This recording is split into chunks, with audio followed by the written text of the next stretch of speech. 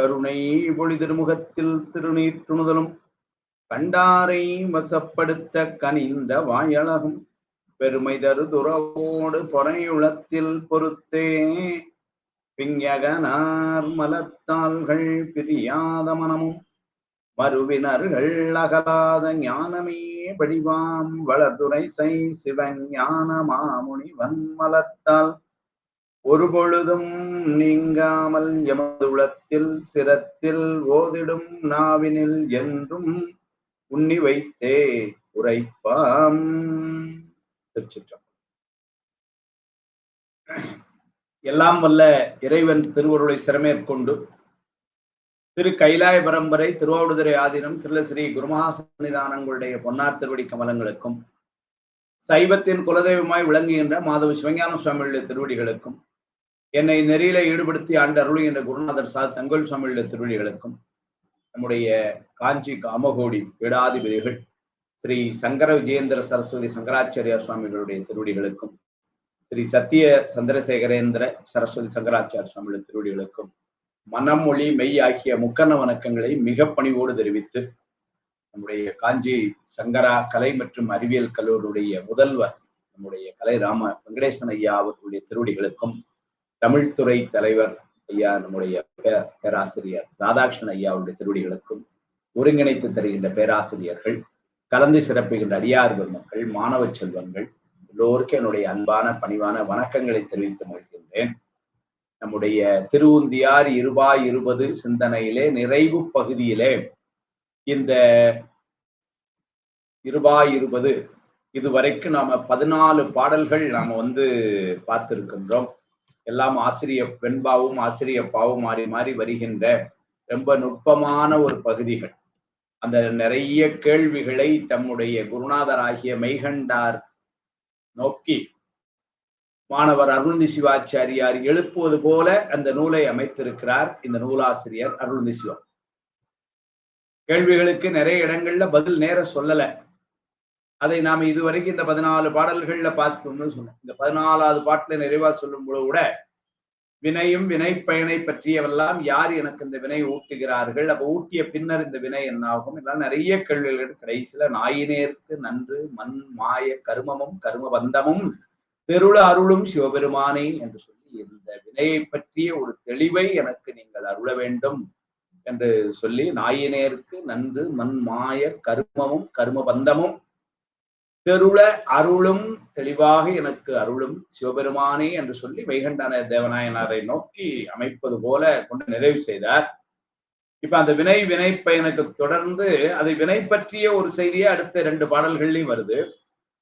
இந்த வினை பயனை யார் நமக்கு ஊட்டுவார்கள் என்று சொன்னால் சில சமயங்கள் வினையே வினைக்குரிய பயனை தரும் என்று சொல்கிறது.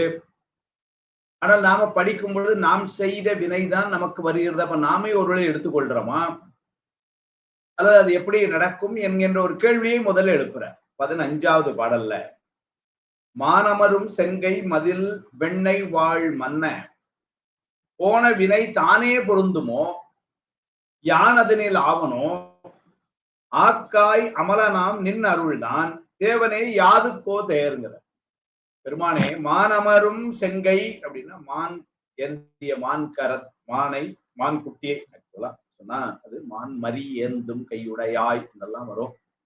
அப்ப மான் குட்டியை கையில ஏந்தி இருக்கின்ற சிவபெருமான்.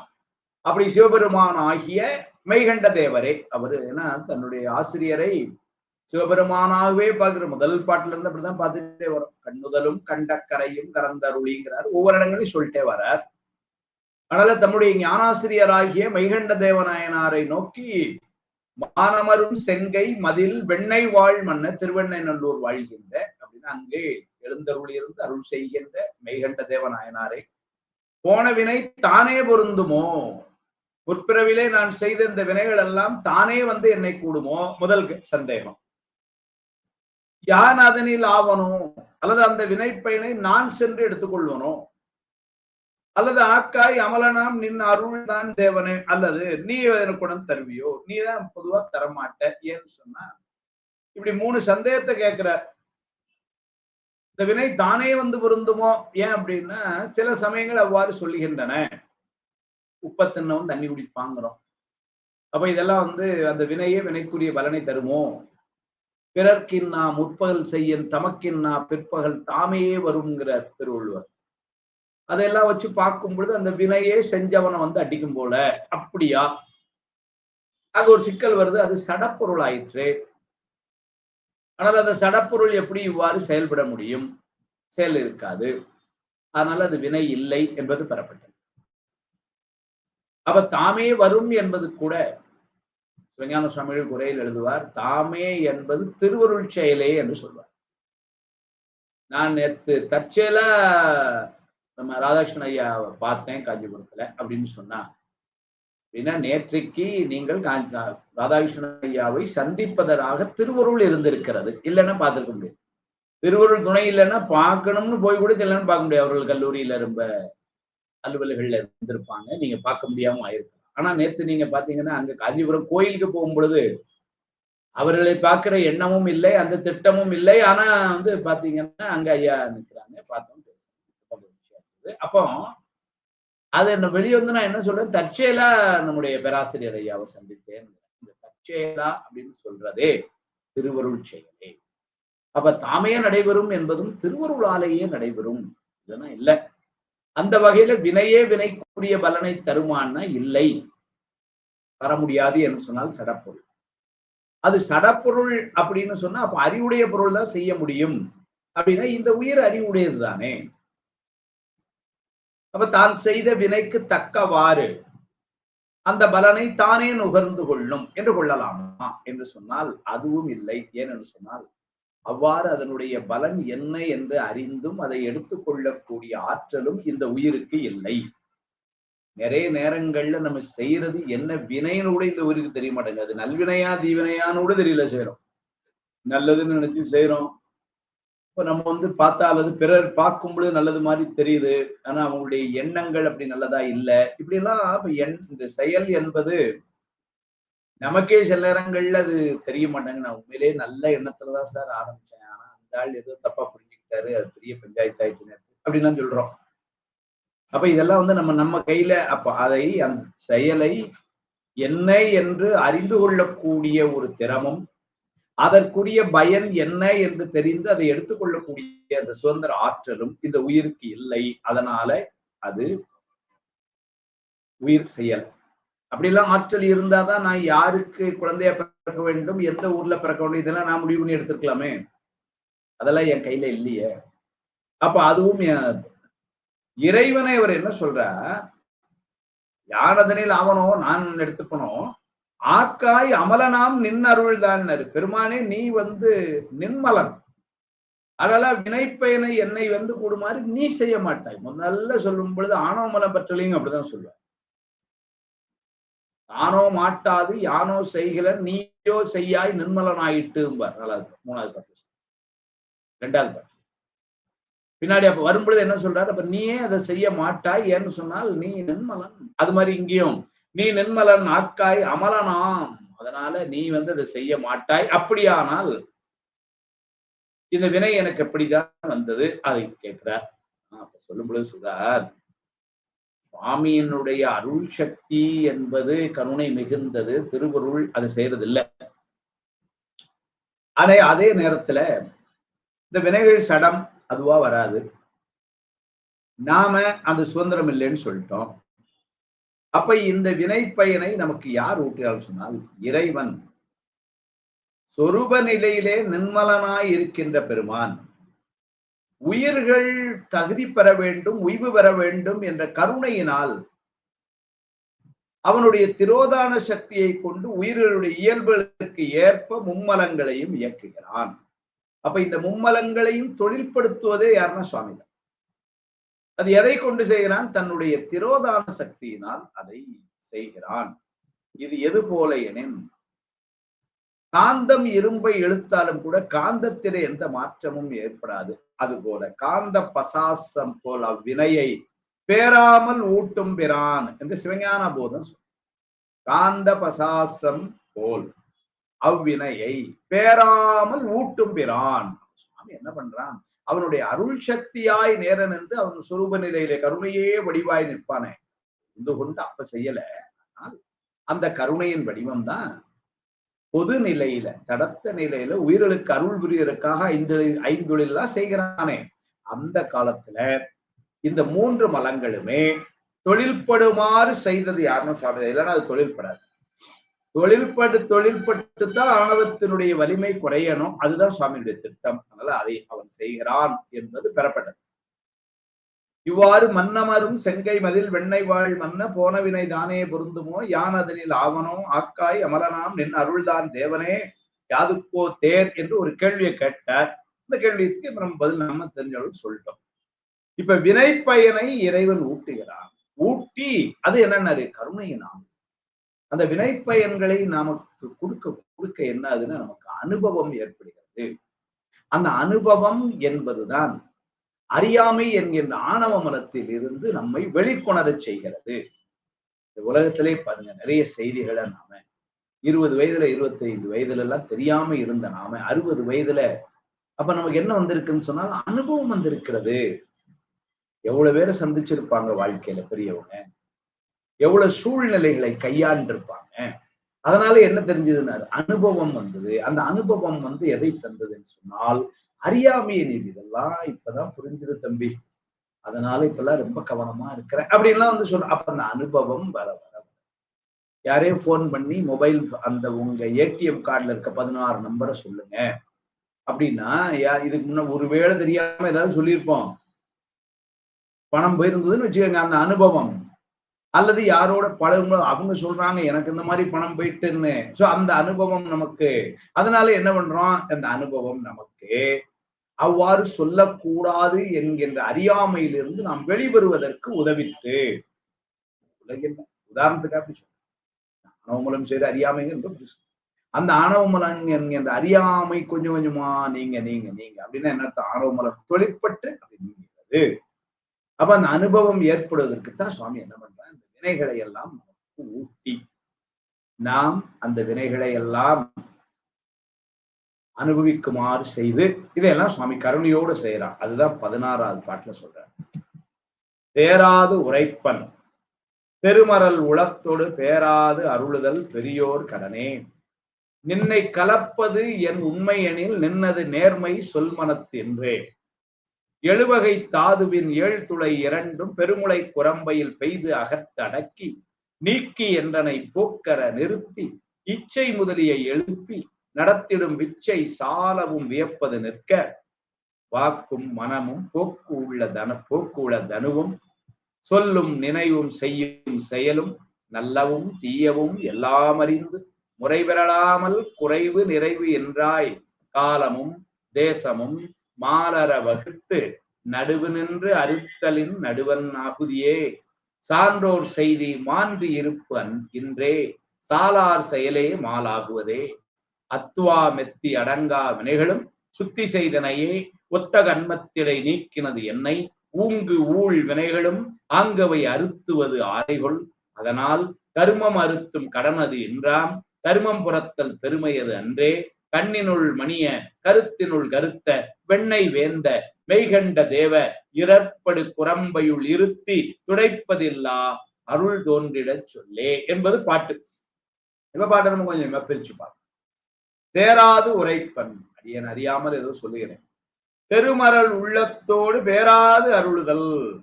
பெருமையா அடியேனுக்கு ஒரு தெளிவு இல்லாததுனால இந்த சந்தேகத்தை கேட்கிறேன். அதனால என்னை நீங்கள் நிந்தித்து விடாமல் அருள் கூர்ந்து அடியனுக்கு இந்த விளக்கம் தர வேண்டும். யாவரினும் பெரியோனாகிய தாங்கள் இதுபோல சிறியோருடைய கேள்விகளை எல்லாம் பொறுத்து ஆழ்வது கடந்தார் என்றெல்லாம் சொல்லி ரொம்ப பணிவா மெய்கண்டனாவும் தேவநாயனோடு கேட்கிறார். என்ன கேட்கிறார்? முதல்ல 5 கேள்வி கேட்கிறார். முதல் கேள்வி, நின்னை கலப்பது என் உண்மை எனில் நின்னது நேர்மை சொல் மனத்தின்றேங்கிறார். உன்னுடைய பெருமை எனது வாக்குக்கும் மனத்துக்கும் எட்டாத நிலையில் உள்ளது. பெருமானே, நீ யார் என்றோ உன்னுடைய நிலைமை என்றோ எங்களுக்கு எதுவுமே புரியல. அதெல்லாம் அப்பாற்பட்டவன். சிவபெருமானை பற்றி என்ன சொல்ல முடியும்? மனத்தாலேயே சிந்திக்க முடியாத நிலையில் அல்லவா இருக்கிறான். சிந்தனைக்கும் அறியாய் எங்கள் முன் என்று திருவாசகம் சொல்றேன். சிந்திப்பரியன சிந்திப்பதற்கு உரிய பொருள் அல்ல என்றல்லவா அப்பர் தேவாரம் ஐயாறுல சொல்லு. அதனால உன்னுடைய பெருமை எனது வாக்கு மனதுக்கெல்லாம் எட்டாத நிலையில் உள்ளது. இந்த நிலையில நான் உன்னோடு கூடி நின்று உலகத்தை அறிந்து அனுபவிக்கிறேன் என்று கூறுவது எப்படி பொருந்தும்? என்னால உன்னை நினைச்சு கூட பார்க்க முடியல. என்னுடைய இந்த வாயினால எவ்வளவு உலக பொருள்களை பற்றி எல்லாம் நான் பேசுறேன். அதை பற்றி உன்னை முழுமையா பேச முடியுமான்னா இல்ல. அப்ப மனம் வாக்குக்கெல்லாம் எட்டாத பெருமான் நீ உன் கூட இருந்து நான் அனுபவிக்கிறேன் அப்படிங்கிறது எப்படி பொருந்தும்? முதல் கேள்வி. நின்னை கலப்பது என் உண்மை எனில் நின்னதை நேர்மை சொல் மனத்து என்று. உண்மையா சொன்னா அப்படிலாம் இருக்க முடியாது. முதல் கேள்வி. இரண்டாவது கேள்வி. எழுவகை தாதுவின் ஏழ்துளை இரண்டும் பெருமுளை குரம்பையில் பெய்தகத்தடக்கி நீக்கி என்றனை பொக்கர நிறுத்தி இச்சை முதலில் எழுப்பி நடத்திடும் இச்சை சாலவும் வியப்பது நிற்க. இரண்டாவது ஒரு கேள்வி ஒண்ணு கேட்கிறேன். நரம்பு, எலும்பு, தசை, மூளை, தோல், இரத்தம், சுக்லம் இப்படி ஆகிய 7 தாதுக்களும் 9 துளை, கண் 2, காது 2, மூக்கு 2, வாய் 1, எருவாய், கருவாய். அதனால இந்த துளைகள் 9 உடைய உடல் எனப்படுகின்ற இந்த சிறைச்சாலைக்குள்ள இதுக்குள்ளதானே இருக்கிறோம். உள்ளே என்னை அடக்கி வைத்தும் இந்த உயிர் எங்க இருக்கு இப்போன்னு கேட்டா இந்த உடம்புக்குள்ள இருக்கு. அப்ப இதுக்குள்ள என்னை அடக்கி வைத்தும் அதன் பிறகு இந்த சிறைச்சாலையை விட்டு நான் எங்கேயும் தப்பி ஓடிவிட முடியாதபடி என்னை அதனுள் நிறுத்தி முதல்ல இந்த உடம்புக்குள்ள கொண்டது நீதான். அதுக்கப்புறம் நான் வெளியே எங்கேயும் ஓடிடாதபடி உள்ள வச்சு அடைச்சு வச்சது நீதான். என்னுடைய அறிவீச்சை செயல்களை நீயே எழுப்பி இயங்கும்படி செய்கிறாய். என்னுடைய அறிவீச்சை செயல் இருக்கு, அது எனக்கு உள்ள குணம். ஆனா இந்த ஆணவமலம் மறைப்பினாலே கேவல நிலையிலேயே அந்த 3ம் மறைக்கப்பட்டு விட்டது என்று நான் அறிகிறேன். இப்போ படிக்க போய் சகலத்துக்கு வரும்பொழுது எல்லாம் தெரியுது. அப்படிலாம் இருந்திருக்கும். அப்ப இந்த நம்முடைய அறிவு, நம்முடைய இச்சை, நம்முடைய செயல் எல்லாம் ஆணவ மலத்தால் மறைக்கப்பட்டிருக்கிறது என்பது இப்போ கொஞ்சம் கொஞ்சமா படிக்க போய் தெரியுது. மறைச்ச போய் தெரியல. அதனால அதெல்லாம் இப்போ அந்த அறிவு, அந்த இச்சை, அந்த செயல் இதெல்லாம் கொஞ்சம் கொஞ்சமா செயல்படுது. நீ பண்ணி வைக்கிற இவ்வாறு நீ செய்வது மிகவும் வியப்புடையதா இருக்கு. இதெல்லாம் நீ ஏன் செய்யறேன்னு எனக்கு தெரியல. ரொம்ப வியப்பாய் இருக்கு. நிற்க. அது ஒரு பக்கம் இருக்கட்டும். மூணாவது ஒரு கேள்வி. வாக்கும் மனமும் போக்கு உள தனுவும் சொல்லும் நினைவும் செய்யும் செயலும் நல்லவும் தீயவும் எல்லாம் அறிந்து முறை பெறலாமல் குறைவு நிறைவு என்றாய் காலமும் தேசமும் மாலர வகுத்து நடுவு நின்று அறுத்தலின் நடுவனாகுதியே. உமானே, என்னுடைய மனத்தில்லால் நான் நினைப்பதும் என்னுடைய வாயினால் நான் பேசுவதும் என்னுடைய உடம்பினால் நான் செய்கின்ற செயல்களும் ஆகிய அவற்றை நல்வினை தீவினைகள் எனப்படும் புண்ணிய பாவங்கள் அனைத்தையும் உன்னுடைய திருவுள்ளத்திலே வைத்து, அப்படின்னா நம்முடைய கணக்கு அவன் தானே எழுதுறான். அதனால உன்னுடைய திருவுள்ளத்திலே வைத்து அதற்குரிய பயன்களை நான் அனுபவிக்கத்தக்க அந்த காலத்தையும் அந்த இடத்தையும் நிலைநிறுத்தி மயக்கம் இன்றி முறைப்பட வகுத்து. ஐயோ இந்த ஆள் வினை உங்கள்கிட்ட கொடுத்துட்டோம், கொஞ்சம் கொஞ்சம் கொடுங்க, அது கொடுங்க, இங்க கொடுத்துறேன், சாரி உங்க வினை இது, இப்படி எல்லாம் ஏதாவது குழப்பம் இருக்கா அவன்கிட்ட? ஒண்ணுமே இல்லை. அவரவர் செய்த வினையை அவரவரே அனுபவிக்குமாறு நீதி தத்துவத்தின் மூலமா சுவாமி தானே செய்யலாம். அதனால காலத்தையும் இடத்தையும் எந்த இடத்துல எந்த நேரத்துல எப்படி அனுபவிக்கணும் ஒரு டிசைன் நோக்கன்னு நீயே போட்டு கொடுத்து அந்தந்த காலத்தில் அந்தந்த இடத்தில் அந்தந்த சூழ்நிலையில் அந்தந்த வினையை நாம் அனுபவிக்குமாறு அதான் சொல்ல காலத்தையும் இடத்தையும் மயக்கமின்றி முறைப்பட வகுத்து நடுவுநிலை நின்று என கூட்டுகிறாய். பாரபட்சம் இல்லாமல் நீ என கூட்டுகிறாய். எனவே நான் உன்னை எப்படி பார்க்கிறேன்னா ஒரு நேர்மையான நீதிபதி என்று பார்க்கிறேன். என்று சொன்னால் நான் செய்த வினையெல்லாம் நீயே கணக்கு வச்சு அந்த கணக்கை நீயே மெயின்டைன் பண்ணி அதற்குரிய அந்த பயனை கொடுப்பதற்கு அதற்குரிய இடம் காலம் அதை நீ நிர்ணயம் செய்து அதன் உள்ளே நான் இருந்து அனுபவிக்குமாறு ஒரு முறை பெறலாமல் அதை சரியா செய்கிறேன்னா நீ ஒரு பெரிய நடுவன் நீதிபதியாத்தான் இருக்கணும். அதான் சொல்ல நல்லவும் தீயவும் எல்லாம் அறிந்து முறை பெறலாமல் குறைவு நிறைவு என்றாய். சரியா கூடுதலும் இல்லை குறைவதும் இல்லை. பொழுதுபோக்கி புறக்கணிப்பாரையும் எழுதும் கீழ்கணக்கில் இன்னம்பரீசனே என்பர். தொழுது துய்மலர் தூவித்து அழுது காமுற்று அரற்றுகின்றாரையும் பொழுதுபோக்கி புறக்கணிப்பாரையும் எழுதும் கீழ்கணக்கில் இன்னம்பர். சின்ன சின்ன சீட்டை வச்சிருக்கிறான், அது ரொம்ப துல்லியமா வச்சிருப்பான். எழுதும் கீழ்கணக்கில் இன்னம்பரீசனே என்பர். அப்புறம் அது மாதிரி அதை செய்து அதற்குரிய பலனையும் கொடுத்து காலமும் தேசமும் மாலர வகுத்து அதற்குரிய இடம் காலம் அதையெல்லாம் எந்த மயக்கமும் இல்லாமல் வகுத்து கொடுத்து நடுவு நின்று அரபட்சம் இல்லாமல் அந்தந்த வினைக்குல பயணம் அப்படி நடுவு நின்று அறுத்தலின் நடுவனாகுதியே. அப்ப ஒரு வகையில பார்த்தா ஒரு நீதிபதியாகவும் நான் பார்க்கிறேன். இது 3வது. 4வது செய்தி, சான்றோர் செய்தி மாற்றி இருப்பின்றே சாலார் செயலே மாலவு. சான்றோர்கள் தான் நேர்மை பெறலாதவர். அதனால சான்றோர்கள் நேர்மை பெறலாதவர்கள் ஆகலின் அவர்களது செயல்கள் மயக்கம் தருவனமாக அமைய மாட்டா. நேர்மையற்றவர்களது செயலே ஒன்றற்கொன்று முரண்பட்டு மயக்கம் தருவனாக இருக்கும். அதனால உன்னுடைய செயல் எல்லாம் ஒரு சான்றோருடைய செயலாக இருப்பதனாலே, நடுவு நிலைமையிலே நீ நின்று செய்வதனாலே அது மயக்கம் இல்லாமல் ரொம்ப தெளிவாக. 5வது, அத்வாமித்தி அடங்கா வினைகளும் சுத்தி செய்தனையே ஒத்த கண்மத்திடை நீக்கினது என்னை. ஒத்த கண்மம் அப்படின்னா வினை ஒப்பு, இருவினை ஒப்பு. ஒத்த கண்மத்திடை நீங்கினது என்னை எதை. ஊங்கு ஊழ் வினைகளும் ஆங்கவை அறுத்துவது ஆரைகொள். சான்றோனாகிய நீ எனக்கு நிர்வாண தீக்கை செய்த காலத்து, நிர்வாண தீக்கை செய்யும் பொழுது மந்திரம், பதம், வண்ணம், புவனம், தத்துவம், கலை என்கின்ற 6 அத்துவாக்களையும் சுத்தி செய்து, அப்படின்னா அந்த 6 அத்துவாக்கள் மூலமாக வருகின்ற வினைகள் எல்லாம் வராமல், அதனால தீராமல் இருந்த வினைகள் எல்லாம் எது சஞ்சித கண்மம் அதையெல்லாம் சுத்தி செய்து நிர்வாண தீக்கை செய்யும்போது சுவாமி என்ன பண்றான், எல்லாத்தையும் வந்து நீக்கி சஞ்சித கண்மத்தை பொசுக்கி அருளினாய் அப்படின்னா நீக்கினாய். அப்படியானால் அந்த என்னிடத்து இருவினை ஒப்பு நிகழ்ந்த பொழுது என்னிடம் இருந்து நீங்கின வினைகள் யாவை.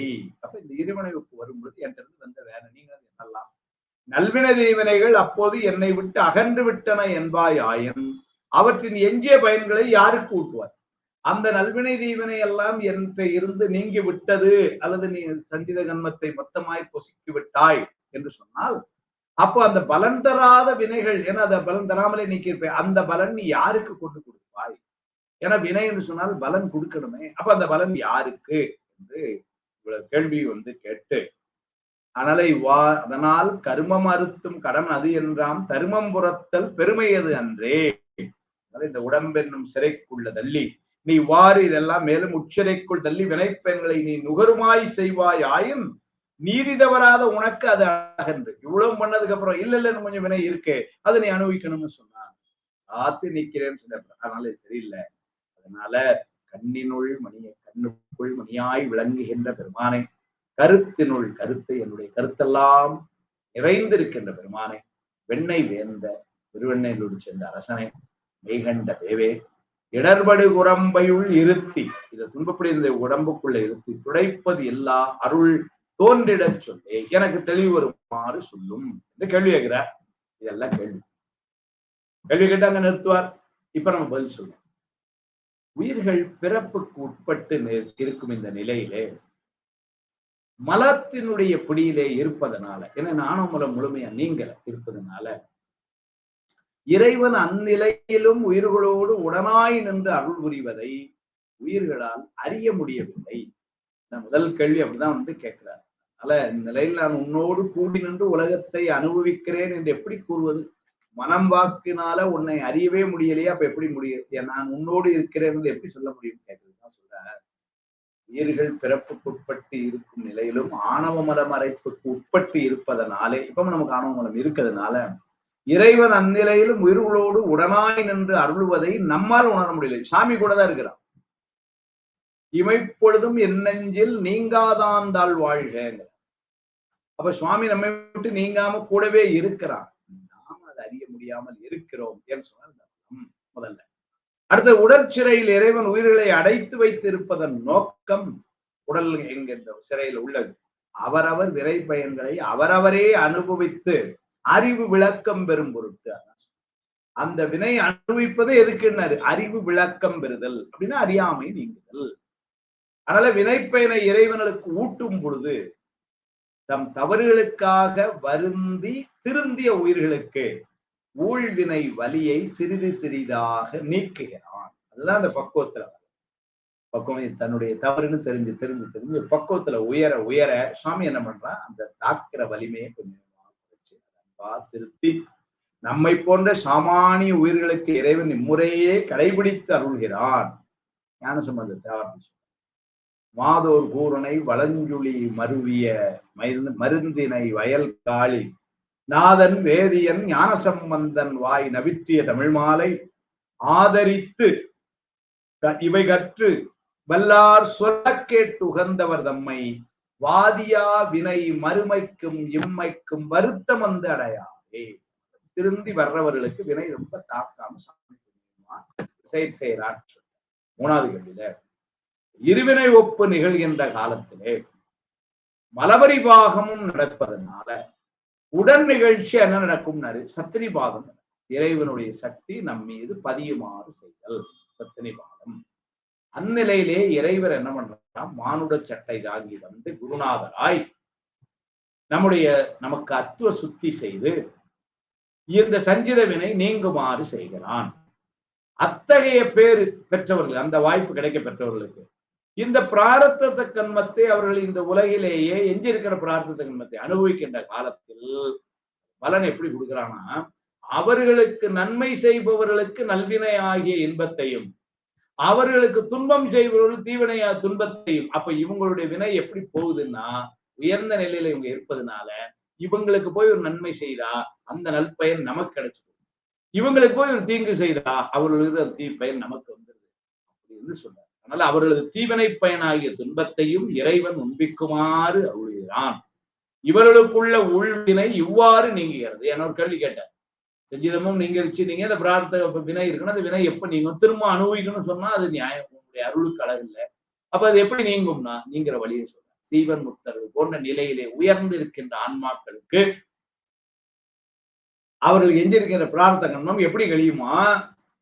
நாம் அவர்களுக்கு போய் நன்மை செய்தால் அது நமக்கு வந்து சேர்ந்துடும். அந்த நன்மையில் அவங்களுக்குள்ள நன்மை நமக்கு வந்து, நாம் அவங்களுக்கு போய் தீமை செய்தால் அவர்களுள்ள தீமை நமக்கு வந்து. அதனால குருநாதரால் அத்துவ சுத்தி செய்யப்பட்ட சீவன் முத்தர்கள் ஆகிய வருபவர்களுக்கு இறைவன் இம்முறையை கடைபிடித்தருளிதான் உண்மையை சித்தியார்ல இவன் உலகில் இதம் செய் அதிகம் இதம் அகிதம், இதம்னா நன்மை, அகிதம்னா இவன் உலகில் இதம் அகிதம் செய்த எல்லாம் இதம் அகிதம் இவனுக்கு செய்தார் வாலி செய்யும். இவன் செய்த இந்த நல்வினை எல்லாம் இவனுக்கு இப்பொழுது செய்தார் வாலி செய்யும். சீவன் முத்தர்களுக்கு ஊழ்வினையை ஊட்டாமல் ஊழ்வினையினுடைய வாசனையை தான் ஊட்டுகிறான். வாசனை என்றாலே அது சீவன் முத்தர்களுடைய உள்ளத்தை உயிரை தாக்காமல் உடல் அளவிலே மிக மென்மையாக நிகழும். அதான் என்ற வினை உடலோடு ஏகும் இடையேறும் வினை உடல் தோன்றி அருளே சொல்லும். அப்போ என்ற வினை உடலோடு ஏகும் அப்படின்னு சொன்னார். அதனால நமக்கு ஊழ்வினையை ஊட்டி இன்ப துன்பங்களை சுவாமி அனுபவிக்குமாறு செய்கிறான். செய்தால்தான் நாம திருந்தோம். ஆனால நமக்குள்ள நிலைமை வேற, சீவன் முத்தர்களுக்கு உள்ள நிலைமை வேற. அதனால அந்த நிலையை புரிந்து கொள்ள வேண்டும் என்று வினையை ஊட்டுகின்ற முறையை சொல்லிட்டார். இந்த வினையெல்லாம் ஊட்டி அப்ப நம்முடைய பக்குவத்துல உயரும் பொழுது பெண்ணாதினாரு திருவருள் பாலிக்கும். நமக்கு அந்த திருவருள் கைகூடும். அந்த திருவருள் கைகூடுகின்ற அந்த நிலைமையை இங்க சொல்றார். எப்படி சொல்றாரு? அந்த திருவருள் கைகூடுற நிலைமைய இங்க வந்து 17வது பாட்டு. சொல் தொழும்பு கொள்ள நீ சூழ்ந்ததுவும்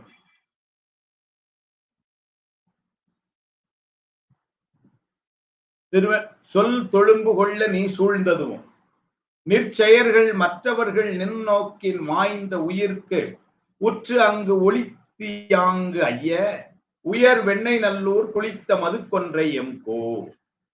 எல்லா உயிர்களும் உனக்கு அடிமைதானே. அப்ப சில உயிர்கள் திருவருளை பெறுமாறு அருள் செய்கிறாய், சில உயிர்கள் இன்னும் அவ்வாறு பெறாமல் இருப்பது போல இருக்கிறது. என்ன காரணம்? இதான் கேள்வி. திருவெண்ணெய்நல்லூரில் இருக்கின்ற ஒன்றை மாலையை அணிந்துள்ள எங்கள் தலைவனே மைகண்ட தேவா, அனைத்து ஆன்மாக்களும் உனக்கு அடிமைகளாகத்தான் இருக்கின்றன. எல்லா ஆன்மாக்களும் உனக்கு அடிமை, என்றும் அடிமை. அப்படி இருந்து சிலரே உன் திருவுருளை பெறத்தக்க அடிமை திறத்து பெறுமாறு செய்துள்ளாய். மற்றவர்கள் உன்னால் ஆட்கொள்ளப்பட்டு வருவர்கள் தாமே. அப்படி இருக்கும் பொழுது உன்னை நினைந்திருப்பவர்களுக்கு மட்டும் வெளிப்பட்டு தோன்றி அறிகிறாய். உன்னை நினையாமல் இருப்பவர்கள் அவர்களோடு நீ உடன் நின்று உடனாய் இருந்தும் அவர்களுக்கு மறைந்து நிற்கின்றாய். இது என்ன காரணம்? இது பாரபட்சம் ஒரு அல்லவா இருக்கிறது. இது என்ன காரணம் என்று அதுதான் அங்க கேள்வியை கேட்க. அதற்கு பதில் சொல்ற. அது கேள்வியோட நின்றுட்டாங்க, நம்ம பதில் இருவினை ஒப்பு, மலபரிபாகம் அதெல்லாம் அடைந்த அந்த ஞானிகளுக்கு சுவாமி எப்படி இருக்கிறான்னா தயிரில் இருக்கின்ற நெய் போல விளங்குகிறான். அதே நேரத்துல அதனால அவர்களுக்கு அவங்க நினைப்பு எப்படி இருக்கும்னா சிவபெருமான் ஒருவனே தலைவன் என்பதையும் தாம் அவனுக்கு அடிமைகள் என்பதையும் உணர்ந்து வேறு எந்த நினைவும் இல்லாமல் ஒழுகுதல். அது அந்த உயர்ந்த நிலை. மற்றவர்கள் சிவபெருமானை பொது நீக்கி தனித்து நினைந்து வழிபடும் பெற்றுமையை இன்னும் பெறவில்லை. அதனால இவர்கள் இவ்வாறு இருப்பதற்கு காரணம் இவர்களுக்கு இன்னும் இறைவனை ஒப்பும் மலபரிபாகம் வரல, பக்குவம் வரல. அதனால இவர்களுக்கும் சுவாமி கூட தான் இருக்கான். எப்படி இருக்கான்னாரு? பாலில் நெய் போல இருக்கிறார். விறகில் தீயனன் பாலில் படு நெய் போல் மறைய நின்றுளன் மாமணி சோதியான் உறவுகோல் நட்டு உணர்வு கயிற்றினால் முருக வாங்கி கடைய முன்னிற்குமே என்று அப்பர் சுவாமிகளுடைய தேவாரம். அப்ப அவர்களுக்கு உரிய நிலைக்கு தக்கவாறு சுவாமி அருள் செய்கிறார். அப்போ ஞானிகள் போன்ற நிலையில அவர்களுக்கு சுவாமி எப்படி இருக்கிறார் என்று சொன்னால் எளிதில கிடைக்கிறார். மாமணி சோதிங்கிற அப்படி அவர்களுக்கு சுவாமி எப்படி இருப்பான்னாரு? முன் நிற்குமே, கிடைப்பார், உடனே நிற்கும். பிரயாகலர் போன்ற அல்லது இந்த பக்கத்துல கொஞ்சம் குறைந்தவர்களுக்கு எப்படி இருப்பான்னாரு? கடைய முன்னிற்குமே. நெய்யப்ப ரொம்ப பக்குவத்துல குறைஞ்சவங்க முருக கடைய முன்னிற்குமே. இதெல்லாம் அதுதான் காரணம் ஒழிய சுவாமி கூட தான் இருக்கிறான். அதை நான் புரிந்து கொள்ள வேண்டும் என்று சொன்னார். சொல்லி அடுத்த பாட்டுல 18வது பாட்டுல இப்போ இந்த 17 பாட்டு வரை கேள்விகளை அமைச்சது. கடைசி 3 பாடல்கள் கேள்விகளாக அமையல. மெய்கண்டாரை நோக்கி பாடுற 18வது பாட்டுல இறைவன் செய்த உதவியை நினைந்து வணக்கம் பண்றார். வியப்பு எல்லாம் செய்தார் என்ன அப்படிங்கிற ஒரு ஆட்சி அதை பாடுறார். கோலம் கொண்டவாறு உணராதே ஞானம் காவலன் யான் என கொளியி பொய்யை மெய்யென புகன்று வையத்து ஓடா பூட்கை நாடி நாடாம் என்னுள் கரந்து என்பின் வந்தருளி என்னையும் தன்னையும் அறிவின்று இயற்றும் என்னது யான் எனும் அகந்தையும் கண்டு யாவர் யாவையும் யாங்கனும் சென்று புக்குழி புக்கு பெயர் துளி பெயர்ந்து மிக்க போகம் விதியால் விளைத்திட்டு என் பணியாளாய் என பிரியாதே ஓடி மீள்க என ஆடல் பார்த்திட்டு என் வழி நின்றுணன் என் வழி நின்றனன் எந்தை அன்னோ. இது வரைக்கும் ஒரு செய்தி. அதுக்கப்புறம் அருள்மிக உடமையின் அருள் துறை வந்து பொருள் மிக அருள்தலும் பொய்ப்பகை ஆதலும் கை கண்டு கொள் என கடல் உலகு அறிய மெய்கண்ட தேவன் என பெயர் விரியே தன்னுள் கறந்து தான் முன்னாகி தன்னதும் தானுமாய் என்னை என்றாக்கி தன்னையும் என்னையும் தந்து தனது செய்யாமையும் எனது செயல் என்மையும் எம்மான் காட்டி எய்தல் அம்மா எனக்கு அதிசயம் தருமை. 23 வரியில பாடினார். 2 பகுதியா எடுத்துக்கணும். முதல் 13 வரிகள் பிறப்பு நிலையில பெத்த நிலையில இருக்கின்ற இந்த ஆன்மாக்களுக்கு அவன் செய்கின்ற உதவி. முதல் 13 வரி. அடுத்த 10 வரி வீடு பேர் நிலையிலே அவன் செய்யும் உதவி. வீடு பேர் நிலையில அவன் உதவி செய்தாதான் முடியும். உண்மை விளக்கணும். முக்திதனில் 3ம் மூதலும் மொழிய கேள். அங்க அந்த 3 பொருள் எப்படி இருக்குன்னா சுத்த அனுபோகத்தை துய்த்தல் நாம முக்தி இன்பத்தை அனுபவிக்கிறோம். இறைவன் இன்பம் கொடுத்தல் இறை. அங்கே ஒரு பணி சேரான். இன்பம் கொடுத்தல் இறை சுத்த அனுபவத்தை துய்த்தல் அணு இத்தை விளைவித்தல் மலாம் எனவே அன்புடனே கண்டுகொள்ளப்பா என்று உண்மை உலகத்தை படிப்போம். அதனால முதல்ல இப்ப இந்த பிறவி நிலையிலும் நமக்கு உதவி செய்யற உடம்பு கொடுத்துருக்கிறான், உடலை கொடுத்துருக்கான், சில சௌகரியங்களையும் கொடுத்துருக்கிறான், உலகத்துல நல்ல உறவுகளை கொடுத்துருக்கான், நல்ல பொருள்களை கொடுக்க அனுபவிக்கிறது எல்லாம். அப்போ அதே போல சுவாமி முக்தி நிலையிலும் அப்ப ரெண்டா பிரிச்சார். முதல்ல 13 வரிகள் அடிகள் பிறப்பு நிலையிலே அவன் செய்யும் உதவி, அடுத்த 13 வரிகள் 10 வரிகள் அருள் நிலை. கோலம் கொண்டவாறு உணராதே ஞாலம் காவலன் யானன குழி பொய்யை மெய்யென புகன்று வையத்து ஓடா பூட்கை நாடி நாடா. பூட்கை அப்படின்னா தோல்னு அர்த்தம். தோல்னா இந்த இடத்துல போக புல்கள். என் குருநாதர் ஆகிய மெய்கண்ட தேவ பெருமானை சிவபெருமானே அனுபட்ச திருமேனி தாங்கி அப்படின்னா மெய்கண்டாய் உன் அடியிலே வந்திருக்கிறான் என்கின்ற இந்த உண்மையை நான் வராமல் இந்த உலகத்துக்கு நானே கர்த்தா, என்னால் எல்லாம் செய்ய முடியும் என்று எண்ணிக்கொண்டு நிலையற்ற இந்த உடம்பை நிலையானது என்று வெந்து விழும் உடற்பிறவி மெய் என்று வினைவெறிக்கு கொந்து உடல் கோல்வளையால் குவிமுலை மேல். அப்படி இந்த உடம்பே நிலையானது என்று எண்ணிக்கொண்டு நான் இந்த உலகத்தில் உள்ள போகங்கள் எல்லாம் அசத்து என்று அறியாமல், இதெல்லாம் பொய்யான நிலையில்லாதன என்பதனை நான் அறியாமல் அவற்றை நுகர்தலோடே அப்படியே ஓடி ஓடி உழல்கின்றேனே. அதனால பூட்கை நாடி அப்படின்னா இந்த புட்கை என்பது இந்த இடத்துல போக பொருள்களை நாடி அப்படி இருக்கிறேனே. இவ்வளவு துன்பங்களும் எனக்கு உன் அருளாலே கிடைக்க பெற்றேன் என்பதனை, இவ்வளவு இன்பங்களும் இந்த உலகத்துல எனக்கு நல்ல உணவு, நல்ல உடை, நல்ல உறவுகள், நல்ல பொருள்கள், நல்ல இருக்கும் இடங்கள், இப்படி எல்லா விதமான இந்த இன்பங்களும் இதையெல்லாம் நீதானே எனக்கு கொடுத்த. ஆனா அந்த நினைப்பு எனக்கு வரலையே. இவ்வளவு இன்பங்களும் எனக்கு உன்னருளாலேயே கிடைக்க பெற்றேன் என்பதை அடியேன் பார்க்காமல் என்னோடு ஒன்றாயும் வேறாயும் உடனாயும் நிற்கின்ற நீ உன்னை காட்டாமல் மறைந்து நிற்கின்றாய். ஒரு இடத்துல கூட ஹலோ இதெல்லாம் நான் கொடுத்ததும் உனக்கு அப்படின்னு வந்ததில்லையே, அல்லது கொண்டது கூட கொடுத்ததில்லையே. எல்லாம் எனக்கு கிடைக்கிற மாதிரி செய்யற, ஆனா அதுல நீ இருக்கிற பங்குன்னு இன்னைக்கு சாத்திரமெல்லாம் படிச்ச பிறந்தானே தெரியும். ஒரு நல்ல வாய்ப்பு சங்கரா கல்லூரி இப்படி எல்லாம் சித்தாந்த கல்வியை தரப்போய் தானே தெரியுது. இல்லைன்னா எனக்கு எப்படி தெரிஞ்சு என்னமோ நானே சம்பாதிச்சேன், நான் ஒர்க் பண்ணேன் sir, it's my hard work you know அப்படின்னு பேசிட்டு இருக்கிறேன். இன்னும் 57 வயசுல அப்படித்தானே பேசிட்டு இருக்கிறேன். இட்ஸ் மை ஹார்ட் ஏர்ன்டு மணி அப்படிங்கிறாங்க. என் கூட 57 வயசுல இருக்கிற எல்லாரும் இப்படி இல்லையே. அப்போ எனக்கு மட்டும் இது இருந்தது அப்படின்னா அது எப்படின்னா நீ கொடுத்ததுங்க அந்த உணர்வு எனக்கு வரல, என்னமோ நானே செஞ்சதான் நினைச்சுக்கிட்டேனே. அதனால அடியேன் செய்கின்ற இந்த எல்லா செயல்களும் அடியேனை முன்னிலைப்படுத்தி நீ என்னுடன் என்னை விடாமல் பின்தொடர்ந்து வந்திருக்கின்றாய். எப்படியே வர என்னை பின்தொடர்ந்து அந்நிலையில். ஆனால் எளியன் உன்னை அறியவில்லை. சாமிதான் கூட இருந்து என்னை யார் என்பதையும் நான் அறியவில்லை. அதுதான் என்னை யார் என்பதையும் நான் அறியவில்லை. ஆயினும் யான் எனது எனும் அகந்த என்னிடத்தில் இருப்பதை கண்டும் நான் இந்த உலகத்தில் எந்த யோனி வெளிபிறந்தாலும் நீயும் என்னோடு அங்கெல்லாம் உடனாய் நிற்கிறாய். எந்தெந்த இடங்களிலிருந்து எந்தெந்த இடங்களுக்கெல்லாம் நான் பெயர்ந்து சென்றாலும் அங்கெல்லாம் நீயும் பெயர்ந்து வருகிறாய். நான் எதையெல்லாம் அனுபவிக்கிறனோ அதையெல்லாம் நீ அனுபவித்து நான் அனுபவிக்குமாறு செய்கிறாய். சொல்வார், காணும் கண்ணுக்கு காட்டு முளம் போல கார உள்ளத்தை கண்டு காட்டலின் காணும் உபகாரம்னு பேர்.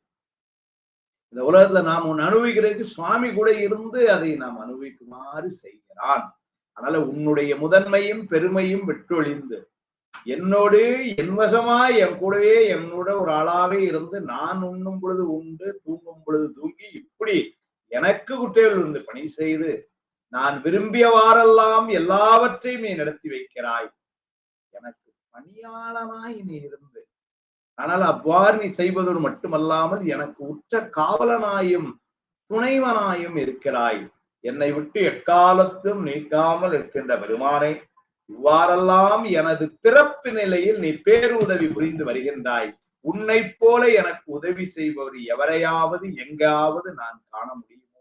அதான் முதல்ல என் பணியாளனாய் என்னை பிரியாதே ஓடி மீழ்க என ஆடல் பார்த்துட்டு என் வழி நின்றனன் எந்த அன்னோ சொல்லி அடுத்தல எம்பெருமானே எத்துணை அரியை நீ, எவ்வளவு உயர்ந்தவன் நீ.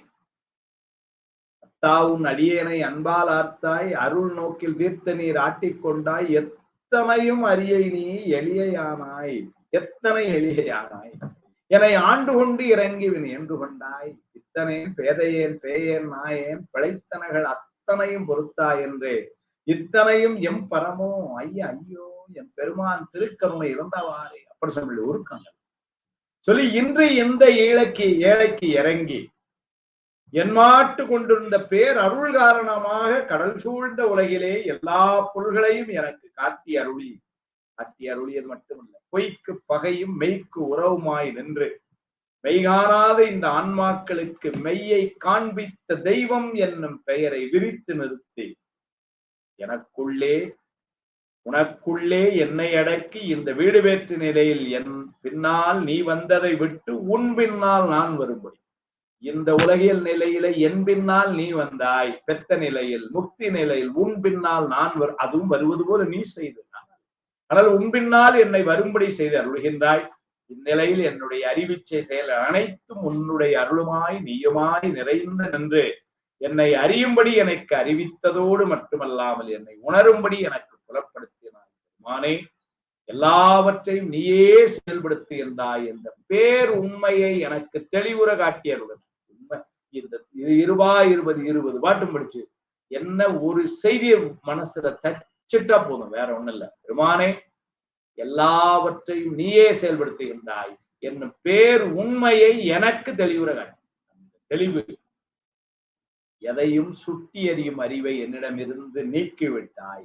பல பொதுவா பார்க்கக்கூடிய என் செயல் என்பது எதுவும் இல்லை என்றும் எனக்கு அறிவித்து எல்லாம் அப்ப நடக்கிற செயலாம் உன் செயலே என்றும் திருவுந்தியார்ல முதல்ல படிச்சோம். நம் செயல் அற்று இந்த நாமற்ற பின் நாதன் தன் செயல் என்று உந்தி என்று படிச்சோம். அது மாதிரி என் செயல் ஒன்றுமில்லை, எல்லாம் உன் செயல் எனும் உயர்ந்த தன்மையை எனக்கு உணர்த்தினாய். இந்நிலையில் நான் எது செய்தாலும் அது என் செயல் என்னும் எண்ணம் எனக்கு ஏற்படுவதில்லை. இவ்வாறு பெத்த நிலையில் மறைத்து நின்று என்னை செயல்படுத்திய உனது அருண் செயலையும் முக்தி நிலையில் உன்னை முழுமையாக காட்டி நின்று அருளி செய்கின்ற உனது பெரும் செயலையும் நினைந்து உணரும் பொழுது உன் அருள் திறத்தையும் என் மீது நீ கொண்டுள்ள அன்பின் எல்லையையும் அளவிட்டு அறிய முடியாத எனக்கு உன் செயலை கண்டாம் வியப்பு. அதான் பாட்டு. பொத்தை ஊன் சுவர் புழுப்பொதிந்து உளுத்து அசும்பு ஒழுகிய பொய்க்கூரை இத்தை மெய்யென கருதி நின்று இடர்கடல் சுழி தலைப்படுவேனை முத்து மாமணி மாணிக்க வைரத்த பவளத்தின் முழுச்சோதி அத்தன் ஆண்டுதன் அடியரில் கூட்டி அதிசயம் கண்டாமே என்று அதிசயப்பத்துல சொல்வார். செல்லத்தான் இந்த இடத்துல அப்படியே காட்டினார் சுவாமி. எல்லாம் சிவஞான சித்தியார் சொல்லுவார். உலகினில் உன் செயல் எல்லாம் உன் விதியே, நீயே உள் நின்றும் செய்வித்தும் செய்கின்றாய் என்றும் நிலவுவதோர் செயல் எனக்கு இன்று உன் செயலே என்றும் நினைவார்க்கு வினைகள் எல்லாம் நீங்கும் தானே. அப்படி நினைக்கின்ற இன்று உன் செயலே என்றும் நினைவார்க்கு வினைகள் எல்லாம் நீங்கும் தானே. என் செயல்னு நினைக்கிறவை தான் வினை, இந்த பக்கம் எல்லாம் உன் செயல். அதனால மாணவர்களுக்கு அன்பா சொல்லிடுறேன், பரீட்சை அதெல்லாம் உன் செயல், வரப்போற கேள்வி உன் செயல். நான் எழுதல, என்னை நீ எழுத வைக்கிறாய், மார்க் நான் வாங்கல நீ என்று மாணவர்கள் தைரியமா கையாள. 19ஆவது பாட்டு சொல்ற, தரும தரை பாசத்தை நீக்கிறது. ஏன்னா ஈஸியா என்ன சொல்லணும், பாசத்தை நீக்கணும், சிவப்பேரு கூடணும். அந்த பாசம் நீக்கத்தை முதல்ல 10ஆம் சூத்திரம் சொல்லுவாங்க, அவனைதானே ஆகிய அன்னறி ஏகனாகி இறைவனை நிற்க மலமாயி தன்னோடு வல்வினை என்றே அந்த பாச நீக்கம் அதை முதல்ல சொன்னார். அதுக்கப்புறம் 20ஆவது பாட்டுல திருவருள் வழங்குதல் அதை சொல்லி முடிகிறார். இப்ப பாச நீக்கம். அத்தரும தலை நின்று ஆழ்வேனை கடல் விட முன் கண்ட பெருமான் திருவெண்ணை நல்லூர் சிவேதவனத்தான் உரி என்ன எடுத்தான் உற்று. அத்தரும தலை நின்று நல்வினை தீவினைகளை செய்து அவற்றின் பயனாகிய அந்த துன்ப இன்ப கடலுள் வீழ்ந்து நான் வருந்துகின்றேன் என பெத்தனிலே. அவ்வாறு வருந்தும் பொழுது என்னை மானுட சட்டை தாங்கி எழுந்தருளி பிறவி பெரும் கடலிலே நீந்த முடியாமல் தத்தளித்துக் கொண்டிருக்கின்ற என்னை காத்தருளி உன் திருவடி நிழலின் கீழ் அமரும்படி செய்த அருளினாய். வாசனை கரிய நிறத்தை உடைய கடலில் தோன்றிய நஞ்சினை உண்ட அருளிய நீலகண்டத்தை கொண்டருளிய பெருமானை கருமா கடல் விடமும் கண்ட. அந்த கரிய நிறத்தை உடைய கடலில் தோன்றிய நஞ்சினை உண்டு அருளிய நீலகண்ட பெருமானே, சுவேதவனப் பெருமாள் என்னும் பிள்ளை திருநாமத்தை உடைய பெருமானே, திருவண்ணூரில் எழுந்தருளி என்னை காத்து அருளிய பெருமானே, உன் திருவடியிலேயே கூடியிருக்கும்படி அருள் செய்ய வேண்டியேன். அதர்மம் ஆகிய தீவினை பயன் துன்பம், தர்மம் ஆகிய நல்வினை பயன் அது எப்படி துன்பமாகும்? ஏன்னா பாட்டுல என்ன சொல்லிட்டார்? நல்வினை தீவினை பயனாகிய துன்பக் கடவுள் தான் சொல்றார். அதனால அது எப்படின்னா தருமை தலை நின்று ஆழ்வேனைங்கள், ஆழ்வல்னு கீழே அழுந்துறது.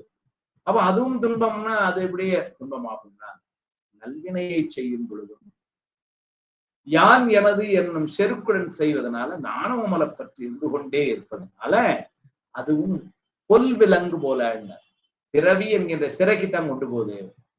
தீவினை என்பது இரும்பு விலங்கு போலவும், நல்வினை என்பது பொன் விலங்கு போலவும். அப்ப பிறவிக்கு போறதுனால எதுவும் வேண்டாம் அப்படின்னா, யான் செய்கிறே என்ற செயல் எதுவுமே வேண்டாம், எல்லாம் நீதான் செய்யணும். அதுதான் மானை காட்டி மானை பிடிப்பது போல சிவபெருமான் மானுட சட்டை தாங்கி மெய்கண்ட தேவன் என்னும் குருநாதராக வந்துள்ளான்.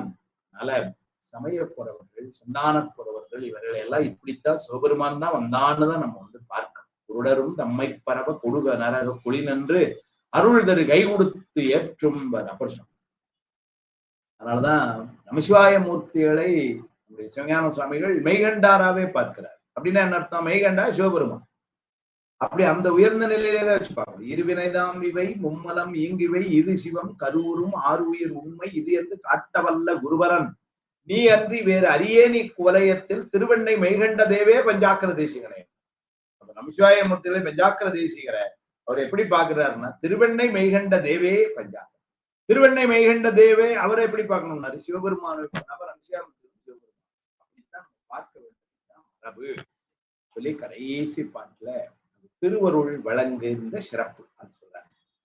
உற்றவர் பெற்றவர் அற்றவர் முற்றும் மற்றவர்க்கு அற்றவன் அல்லவர்க்கு அல்லன் அந்தம் மாதி இல்லவன் வந்து புறக்கு மனத்து கொடியேன் புறக்கும் பரப்பை குவித்து நிறுத்தி பிடித்திட்டு இருள்வெளி ஆகும் மருளினை அறுத்து வந்து புகுதலும் சென்று நீங்களும் இன்றி ஒன்றாய் நின்ற அந்நிலையில் ஒன்று ஆகாமல் இரண்டாகாமல் ஒன்றும் இரண்டும் இன்றாகாமல் தன்னது பெருமை தாக்கான் ஆயினும் என்னது பெருமை எல்லாம் எய்தி தன்னை எனக்கு தருவதை அன்றியும் என்னையும் எனக்கே தந்து தன்னது பேரானந்த பெருங்கடல் அதனுள் ஆறா இன்பம் அளித்து தீரா உள்ளும் புறம்பும் ஒளிவின்றி நின்ற வல்லன்மை காட்டி மலரடி அருளிய மன்னன் எம்கோன் வார்புணல் பெண்ணை வெண்ணை காவலன் மெய்கண்ட தேவன் அண்ணல் அருள் ஆலயத்தன் நன்னிய மலம் முதலாயினமாய்க்கும் உலக உயிர்க்கு எல்லாம் ஒரு கண்ணே. இது கடைசி பாட்டு. உற்றவர் பெற்றவர் அற்றவர் முற்றுமற்றவர்க்கு அற்றவன். உறவினர்கள், தாய் தந்தையர்கள், உடைமைகள், வீடு, நிலம், பொன்பொருள் எல்லாவற்றிற்கு நீங்கியவர்களுக்கு தான் என்றும் அவன் என்றும் இரண்டு பொருள் என்று எண்ணாதபடி பிரிவின்றி நிற்பவன் சிவபெருமான். எல்லாவற்றையும் நாம விட்டு நீங்கினா அவன் நம்மை விட்டு நீங்காமல் கூட இருப்பான். அவ்வாறு அனைத்து பொருளை விட்டு நீங்காதவர்களுக்கு அவன் வேறாக நிற்கிறான். அந்த பொருளை விட்டு நீங்காதவர்களுக்கு அவன் அவர்களிலிருந்து தள்ளி நிற்கிறான். புலன் வழி போய் திருகும் உளத்தார் நினைவினுக்கு சேயாய் வருக சிவஞான சுவாமி. அதனால இந்த புலன்களினால் வர்ற இந்த இன்பங்களுக்கு முக்கியத்துவம் கொடுக்கும் சுவாமி அவங்களை விட்டு தள்ளி நிற்கிறான். அப்ப இந்த பொருள்களை எல்லாம் விட்டு விலகியவர்களுக்கு சுவாமி கூடவே இருக்கிறான்.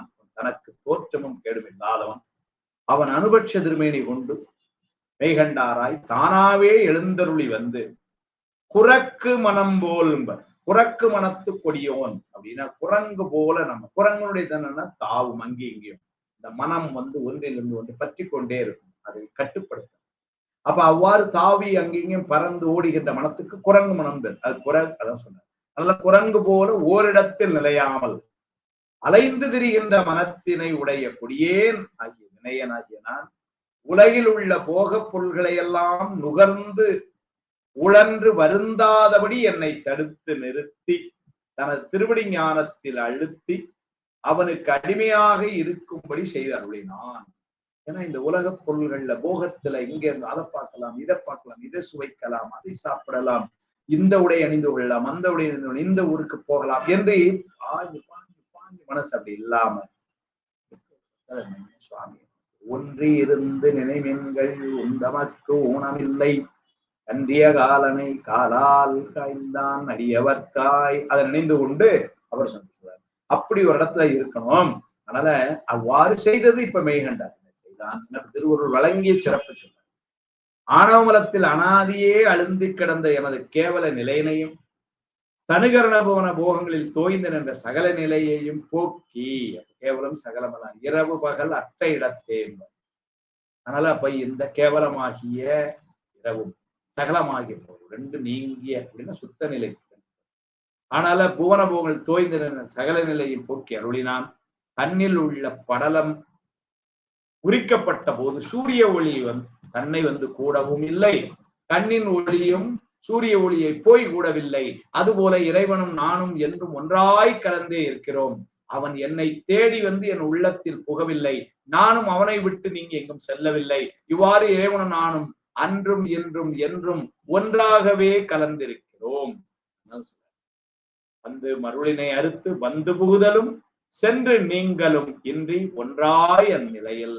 அதனால நீங்க மானே நீ என் கூட வந்த அப்படின்னு சொன்னா அப்ப என்ன ஆயிரும் அப்படின்னா, இவ்வளவு நாள் நீ என் கூட இல்லையா அப்படிங்கிறது. நான் உன்னை சென்று அடைந்தேன் அப்படின்னு சொன்னா அப்போ உன்னுடைய வியாபகம் எல்லா பக்கம்ங்கிறது இல்லாம